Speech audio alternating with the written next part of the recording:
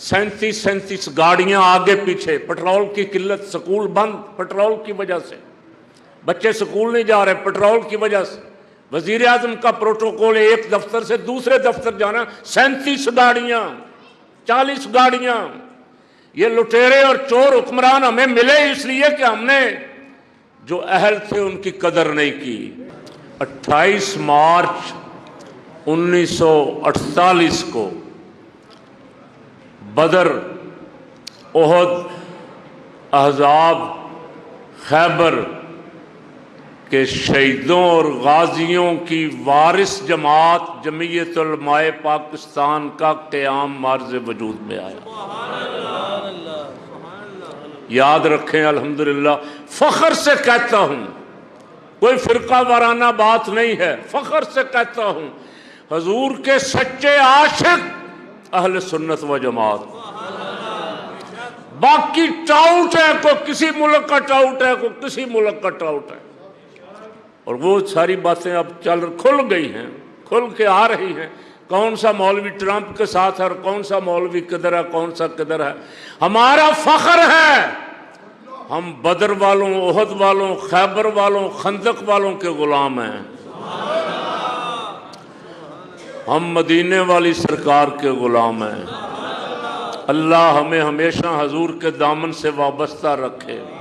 ان کے عاشق صادق حضرت قائد ملت اسلامیہ مولانا شاہ احمد نورانی صدیقی رحمت اللہ علیہ، آپ کی ولادت ہوئی 17 رمضان کو، بدر والے دن، اور آپ کا وصال ہوا 16 شوال کو، جس دن حضرت سید الشہداء امیر حمزہ کی شہادت ہوئی۔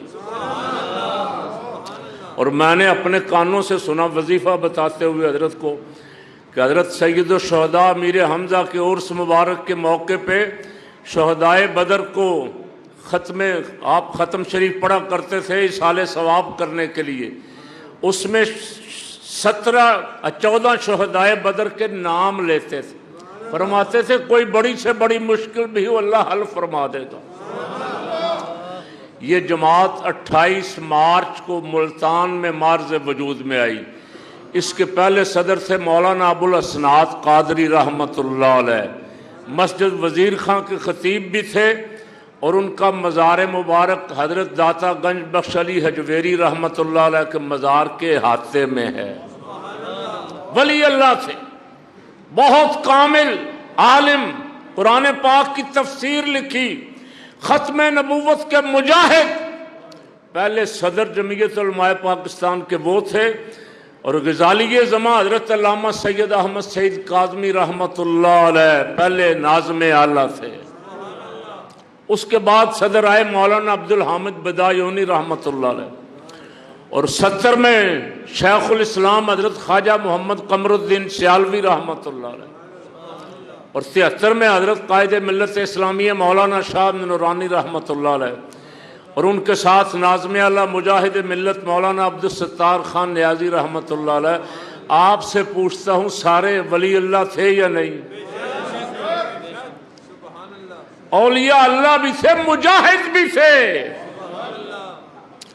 اس ممبر پہ میرے نمازیوں نے مجاہد ملت کی للکار ایک دفعہ نہیں 12 دفعہ سنی۔ مولانا شاہ نورانی کا خطاب یہاں سے، وہ مجاہد تھے، وہ کلمہ حق کہتے رہتے تھے۔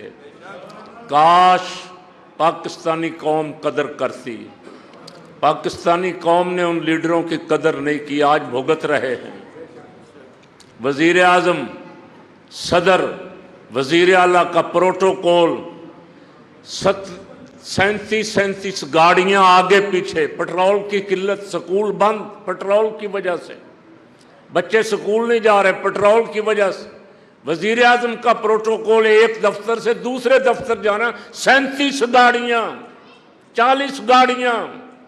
یہ لٹیرے اور چور حکمران ہمیں ملے اس لیے کہ ہم نے جو اہل تھے ان کی قدر نہیں کی۔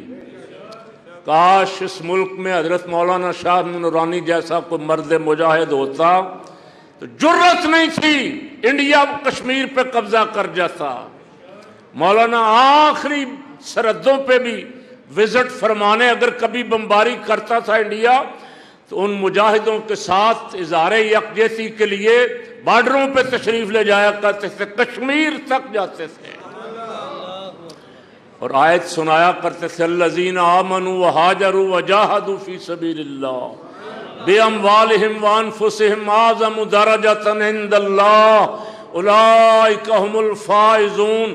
وہ لوگ جو ایمان لائے اور انہوں نے ہجرت کی اور اللہ کی راہ میں اپنے جان اور مال سے جہاد کیا، اللہ کے ہاں ان کا درجہ سارے ولیوں سے اونچا ہے۔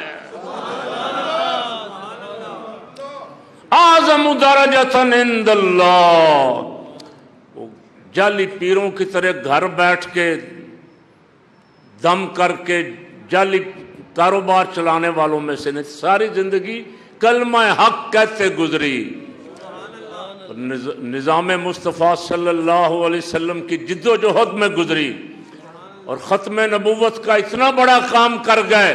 قومی اسمبلی میں سب سے پہلا کام مولانا شاہ نورانی نے 70 کی اسمبلی میں جاتے ہی سب سے پہلا کام جو کیا وہ ختم نبوت والا کام کیا کہ میری سرکار کو جو خاتم النبیین نہیں مانتا وہ دائرہ اسلام سے خارج ہے۔ یہ اسمبلی سے منظور کروایا، بھٹو کی اسمبلی سے منظور کروایا۔ میں آج دعا کرتا ہوں کہ یا اللہ جس نے بھی اس قرارداد پہ دستخط کیے، اس قرارداد کا خاتم النبیین والی قرارداد کا ساتھ دیا، یا اللہ سب کو کامل مغفرت عطا فرما اور قادیانیوں کی سازشوں سے ہمیں محفوظ فرما۔